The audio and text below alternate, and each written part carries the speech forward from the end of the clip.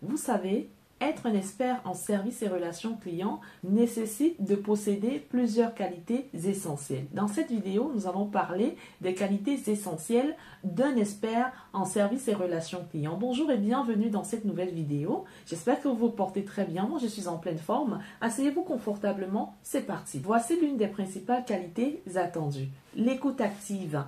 Vous devez être capable d'écouter attentivement les préoccupations du client, de comprendre ses besoins et d'y répondre de manière appropriée. La deuxième qualité, c'est l'empathie. Cette qualité, elle est vraiment primordiale. Vous devez être capable de vous mettre à la place du client, de comprendre ses émotions et offrir une réponse chaleureuse et rassurante. Prenons un exemple très simple. Un client vous appelle et il vous dit qu'il a un problème avec Internet à la maison, par exemple. Disons juste comme ça. J'ai un problème avec Internet et j'aimerais que vous puissiez trouver une solution à mon problème. Vous répondez, bien sûr, vous respectez toutes les étapes de l'appel, vous l'accueillez très bien. Et puis vous dites, oui, monsieur Dubois, vraiment, je suis désolé pour ce dysfonctionnement que vous rencontrez, mais nous allons trouver une solution pour vous. Alors, j'aimerais que vous puissiez débrancher votre box Internet. Il va dire, ah non, non, non, je ne peux pas effectuer cette manipulation. J'ai l'hémiplégie, donc je suis malade, je suis sur un fauteuil roulant, je ne peux pas effectuer ces manipulations, ma box internet se trouve derrière l'armoire et je n'ai pas vraiment accès, je ne peux pas y accéder, vraiment désolé. Et malheureusement aussi, j'ai perdu il y a 2 ans ma femme, mon épouse, elle est décédée et c'est elle qui m'aidait à effectuer les manipulations. Alors ce que vous me demandez vraiment, je ne peux malheureusement pas effectuer cette manipulation. À vous de répondre, vous allez dire que vraiment, monsieur, il n'y a pas de problème. Alors, quand vous aurez quelqu'un à la maison, rappelez-nous, ou alors vous me dites à quel moment est-ce que vous pourrez avoir quelqu'un d'autre à la maison, une personne qui pourrait effectuer ces manipulations avec nous, et nous, on vous recontacte. Donc, donnez-moi vos disponibilités pour que je puisse vous rappeler. Est-ce que vous pensez que de manière logique, cette manière de répondre au client est la manière la plus appropriée? Est-ce que vous pensez que ce client, même si vous avez au final, même si ce n'était pas une action qui nécessitait juste de débrancher la box, même si au final vous avez trouvé n'importe quelle solution, même si au final vous avez, il a même trouvé quelqu'un, il a appelé une de ses connaissances, il vous a rappelé, vous avez trouvé une solution, vous avez résolu le problème, est-ce que vous pensez que ce client va être satisfait? Le client ne va pas être satisfait. Parce que le client, vous avez manqué ce petit détail, l'empathie, l'empathie. Vous n'avez pas essayé de vous mettre à la place de ce client. Vous n'avez même pas fait allusion du fait qu'il a perdu sa femme. Vous n'avez même pas présenté vos condoléances au client. Ce sont des petites choses comme ça qui font que le client, il y a même des fois, vous allez voir des téléconseillers qui vous disent, ah, le client, il m'a mal noté, j'ai reçu une enquête négative. Je suis sûre que, mais je ne sais pas d'où ça vient, hein, je ne comprends rien. J'ai pourtant résolu le problème du client, mais ça m'étonne que je reçoive une mauvaise note. Mais c'est très clair, vous avez manqué ce petit détail. Et on dit souvent que ce sont des petites actions qui font la différence. Je vous assure que si vous répondez à ce monsieur en présentant vos différentes condoléances, il y a des fois d'autres personnes qui disent que je comprends, je sais ce que ça fait de perdre un être cher. Vous faites comprendre en fait à ce monsieur que vous êtes vraiment désolé de la situation, que vraiment vous compatissez à sa douleur ou bien à sa situation et avec les mots qu'il faut, vous lui dites que vous savez ce que ça fait que de perdre un être cher, donc vous parlez de la situation qui vous a présentée. Ne restez pas vraiment carré juste sur la résolution du problème. Ce n'est pas seulement ça qui fait de vous un expert en service et relations clients. Donc il faut faire très attention. Oui, mais je vous rassure que si vous faites allusion au fait qu'il ait perdu son épouse, vous avez présenté vos condoléances, vous avez peut-être demandé si c'est que vous pouvez, en dehors de ce souci, si même vous avez la possibilité d'envoyer quelqu'un chez lui pour effectuer la manipulation, si ce n'est pas très urgent, ou bien vous lui proposez des solutions de continuité, mais de toutes les façons, vous ne devez pas passer sans parler de ce que le client vous a dit qui nécessite de l'empathie. Vous devez faire attention, vous devez faire vraiment allusion, vous devez comprendre ses émotions. Vous ne devez pas passer là-dessus simplement et chercher juste à trouver des solutions à résoudre le problème. Non, ce n'est pas ça un expert. Voilà. Et plus tard, vous allez voir que c'est ce type de client qui devient souvent un ambassadeur de votre marque. Pourquoi? Parce que il va dire, oh là là, j'ai été très bien accueilli, la personne elle est très gentille, cette dame que j'ai eue au téléphone ou bien ce monsieur que j'ai eu au téléphone, il a bien pris soin de mon problème, il a même été très empathique, il a vraiment été de mon côté. Donc en fait, il va faire de la bonne publicité auprès de ses connaissances ou bien auprès de son entourage. Une autre qualité importante, la patience.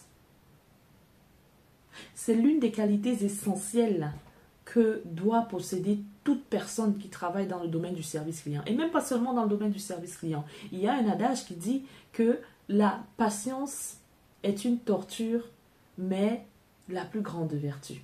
Et par ailleurs, on dit aussi que l'homme patient mange des fruits mûrs. Donc, vous devez être capable de rester calme et professionnel en toutes circonstances.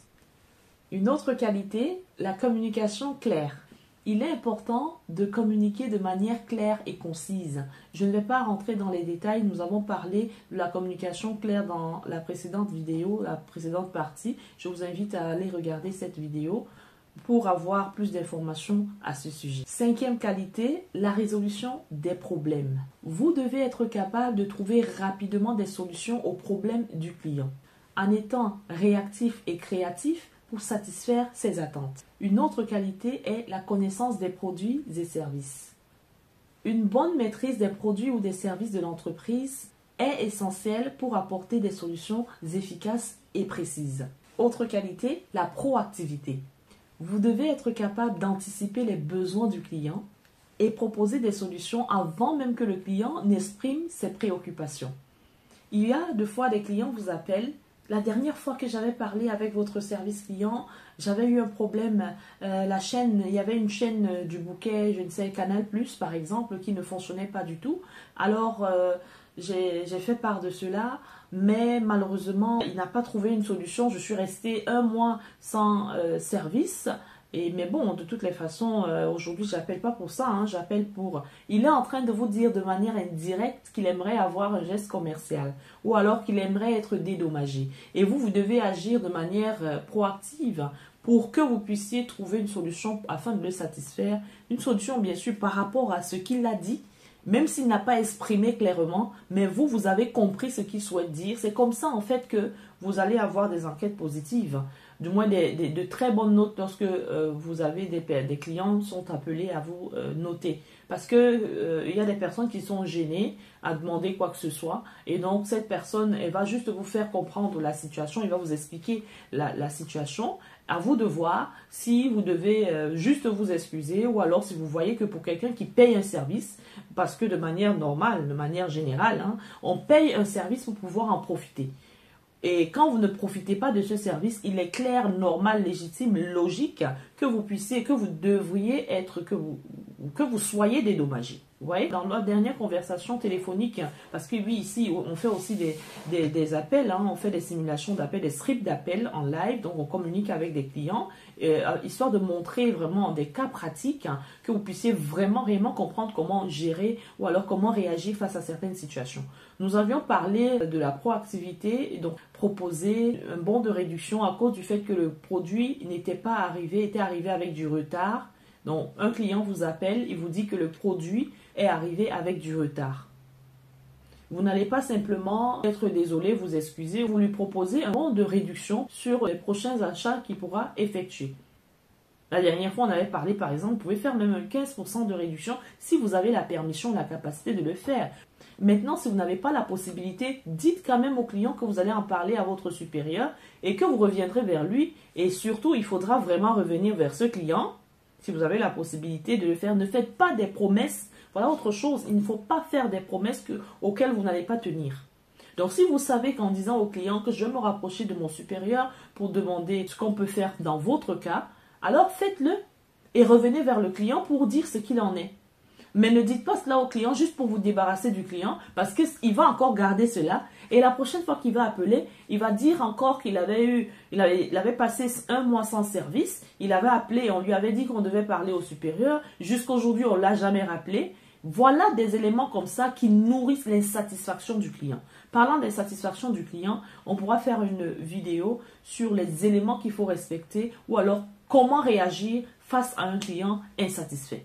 Chaque client est unique et vous devez savoir vous adapter à différentes personnalités, situations et types de demandes. Autre qualité, la gestion du stress. Le rôle de téléconseiller ou de chargé de clientèle peut être exigeant, surtout face à des clients mécontents. Alors, il est crucial de rester calme en toutes circonstances. Enfin, l'orientation client. L'expert doit avoir une réelle volonté d'aider le client, avec un souci constant de sa satisfaction et de la qualité de service. À côté de toutes ces différentes qualités, justement, quand on parle même, tout à l'heure, on a parlé de la connaissance des produits et services. En fait, il s'agit des compétences. Il faut que le téléconseiller ou alors le chargé de clientèle, l'expert en service et relations clients, doit être capable de maîtriser l'outil informatique. De manière générale et en particulier, il doit être capable de maîtriser les outils du service client. Toutes ces qualités permettent de bâtir une relation de confiance avec les clients, de résoudre efficacement les problèmes et de renforcer l'image positive des entreprises. Dans la prochaine vidéo, nous allons parler des outils que vous devez maîtriser afin d'être un expert en service et relations clients. Merci infiniment d'avoir regardé la vidéo. Si la vidéo vous a plu, n'hésitez pas de liker la vidéo. Surtout, n'oubliez pas de vous abonner pour ne pas manquer les prochaines vidéos. C'est gratuit. Partagez la vidéo à vos collègues, à vos amis ou alors à vos connaissances. Cela permettra, n'est-ce pas, de toucher un grand nombre de personnes et d'agrandir notre communauté. Merci infiniment. Je vous souhaite de passer une agréable journée et à la prochaine. Au revoir.